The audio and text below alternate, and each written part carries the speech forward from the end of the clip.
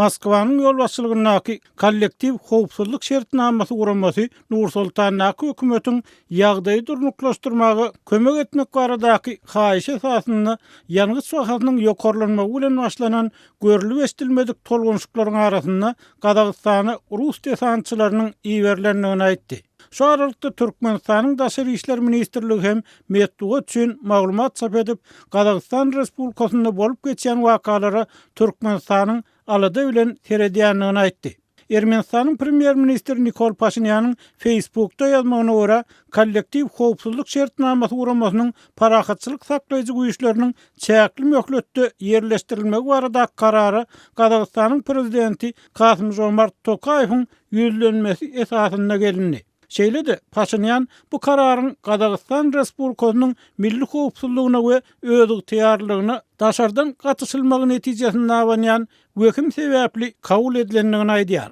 Paşinýan Orsiýet, Belarus, Ermenistan, Gazagistan, Kyrgyzstan we Täjikistan ýaly postsovet ýurtlarynyň ibaret harby bileşikden näçe parahatçylyk goraýjyslary iberilejekdigini ýa-da olaryň Gazagystana haçan geljekdigini aýtmady. Tokaýew tutuş ýurt boýunça adatdan naşar ýagdaý ýylan etdi we hökümete garşy çykýan müňlerçe demonstrant polisiýa bilen çaknaşyp hökümet binalaryna hüjüm edenden soň öz sözleri bilen aýdylanyny terror howpuna garşy durmak üçin Gazagystany kömek ýerilmegini sorap kollektiv howpsuzlyk şertnamasy guramasyny ýüz tutanlygyny habar berdi. Şu aralykda goşunlaryň şäheriň esasy meýdançasyna geçmegi bilen öten akşam Almatyda onlarça demonstrantyň ýok edilenligi habar berildi. Gazagystanyň polisiýasy Merkez Aziýa ýurdunyň iň ul şäheri Almatyda öten akşam ýurt boýunça turan gozgolanyň mögzemegi bilen administrativ binalara hüjüm etmekçi bolan onlarça demonstrantyň ýok edilenligini aýtdy. Rus habar guruluklarynyň polisiýanyň metbugat wekili Saltanat Adyrbegin 6-njy ýanwarda eden beýanatyna salgylanyp ýazmagyna görä, bu adamlar ekstremist güýçleriň administrativ binalary, Almaty şäher polisiýa bölümine we ýerli polisiýa komissarlyklaryna hüjüm etmekçi bolan öldürildi. Reuters habar gurulugynyň maglumatyna görä, bu beýanat goşunlar Almaty şäheriniň esasy meýdançasyna tarap süýşüp başlanyny çap edildi. Şaýatlara salgylanan habar gurulugy ýarak sesleriniň eşitilenligini, eskerleriň bu ýere piýada we bir näçe sogutly ulagda gelenligini habar berdi. Protest tolkunlary 4 gün mundan odal.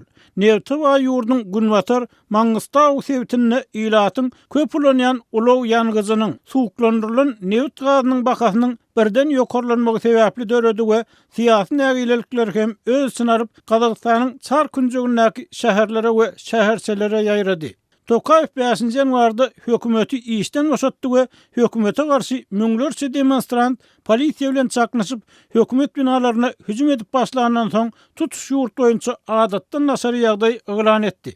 Käbir redin tayak we galkan bilen ýaraglanan gaharly demonstrantlar 5-nji ýanwarda prezidentiň rezidensiýasynda we Almatynyň şäher häkiminiň edary jaýyna ot berdi. Demonstrantlar howa mendiriniň gödäwçiligini hem ele geçirdiler we uçuşlaryň ählisiniň wagtlaýyn togtadylmagyna sebäp boldular. Polisiýa protestçiler dargatmak üçin göz ýaşardyjy gaz, sesli granat we redin okulanyp demonstrantlar bilen söwüşdi. Ýöne umumyň üstünlük gazanyp bilmedi. Ara gatnaşyk gödäwçileri internetin ýurt derejesinde öçürilenligini habar berdiler. Azatlyk radiosynyň jurnalistleri bolsa internet we telefon hyzmatlarynyň epesli yaramazlaşanlygyny aýtdylar. Döwlet telewizionyasy 6-njy ýanwarda Gazagystanyň Milli Bankynyň ähli maliýe amallaryny togtadanlygyny habar berdi. Tokaýew 5-nji ýanwarda öň bolan zatlardan özüni daşlaşdyrmak tagallasynyň çägini olalky prezidenti 81 ýaşly Nursultan Nazarbayew ýurdun howpsuzlyk keňeşiniň başlygy wezipesinden boşatdy.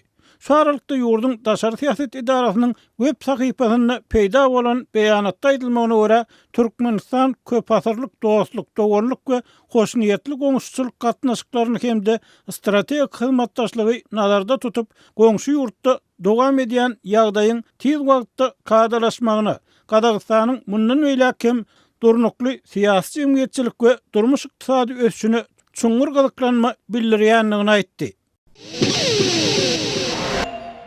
Gazagystanda bolup geçýän köçü protestleriniň fonuna türkmen häkimetleri ogul gyýdy Gazagystana bilim alýan balkanly we lewaply enatalary bilen ýygnaklary geçirýärler. Ýygnaklarda olar hamaly öýedlerini protestlere gatnaşýan türkmen ýaşlary barada maglumatyň bardygyny öňe sürüp enatalardan öz şagalaryny protest hereketine goşulmalygy tawsyrmagy talap edýärler. Bu barada Azatlyk radiosynyň habarçysy 6-njy ýanwarda habar berdi. Onuň ýygnaga gatnaşan enatalara salgylanyp habar bermegine görä Häkimiýetler hamaly türkmen hökümetine gazak tarapyndan protestlere gatnaşýan türkmenistanly studentler barada maglumatyň gelip gowuşanyny öňe sürýärler. Enatalar bilen geçirilýän ýygnaklary welayet bilim bölüminiň we yerli migrasiýa gurulunyň işgärleri, şeýle-de Milli Howpsuzlyk Ministrliginiň we polisiýa edaralarynyň işgärleri guramalaşdyrýarlar. Şeýle ýygnaklar Lewap welaýatynyň häkimligine 5-nji ýanwarda yerli wagt bilen agşam saat 7-de, Balkan welaýatynyň häkimligine bolsa Akşam saat 9-da geçirilipdir. Dün Lewapda we Balkany enatalar häkimlige çağırılıp olardan Gazagystana bilim alýan ogul gyýdlaryny protestlere goşulmalygy tawsyrmak talap edildi diýip habarçy aýtdy. Öýdegine enatalar bolsa pursatdan peýdalanyp daşary ýurtlarda bilim alýan studentleriň ýüzbeýiz bolýan maddi kynçylyklar bilen bagly meseleleri gün tertibine getirmek mümkinçiligine eýe boldular. Türkmenistanyň hökümeti ýurtda ençe meýil bäri dowam edýän ykdysady krizisiň fonuna daşary ýurt döwletlerine, şol sana daşary okuw jaýlaryna bilim alýan türkmen studentlerine pul geçirilmegini berk çäklendirdi. Habarçymyza görä resmiýetler gaýtam ýygnaklarda şeýle meseleleri gowulgan enatalaryň üstüne azgaryldy. Siz enatalar çağılaryňda şeýle terbiýe bereniňiz üçin biziň taliplerimiz Gazagystana terrorçy tagmasy bilen tagmalanýar diýip habarçymyz ýygnakda çykyş eden häkimet wekiliniň sözlerini sitirleýär. 2-nji ýanwarda Gazagystana energiýa bahalarynyň keskin ýokurlanmagy esasyna başlanan parahat protestler soňu bilen zorluga ýazdy. Gazagystanyň prezidenti Kasym Jomart Tokayew köpçüliklerini protestleriň arasyna 5-nji ýanwarda hökümeti işden boşatdy we hökümete garşy müňlerçe demonstrant polisiýa bilen çaklaşyp hökümet binalaryna hüjüm edip başlanandan soň tutuş ýurt boýunça adatdan daşary ýagda ýyglan etdi. Tolgunçlyklaryň arasyna Gazak prezidenti protestçilere terrorçy hökmüne tagmalap ýurtda asudalyk üçin etmek üçin kollektiw howpsuzlyk şertnamasy guramasyndan ýardam sorady. Russiýanyň ýol başlygynaky kollektiw howpsuzlyk şertnamasy guramasynyň düzümine Russiýa, Belarus, Ermenistan, Gazagystan, Gyrgyzstan we Täjikistan ýaly öňkü Sowet ýurtlary girýär.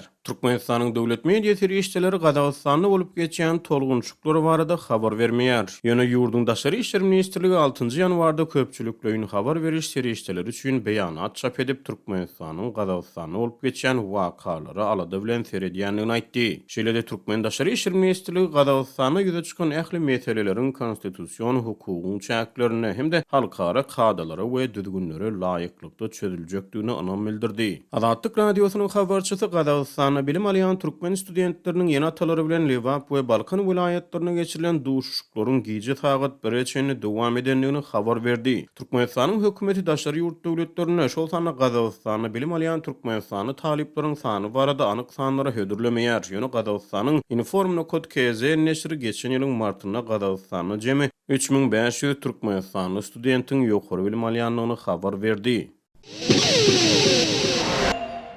Türkmenistanyň Mary welaýatynyň Bayramaly etrawynyň häkimiýetleri daşary döwletlerde ýaşaýan türkmenistanylaryň dogan garyndaşlaryny ýurtdaşyndaky raýatlaryň garşylyk toporlaryna goşulmalygy barada nowatdaky gezek duýduruş berdi. Şeýle-de Sewitde we Daşod welaýatynyň käbir territoriýalarynda VPN ulgamlary çäklendirildi. Bu çäklendirme we duýduruş goňşy Gazagystanda uly ýangyjynyň ýokurlanmagy sebäpli dören protestleriň ýurdun çar künjegindäki şäherlere ýaýran mahalyna gabat geldi.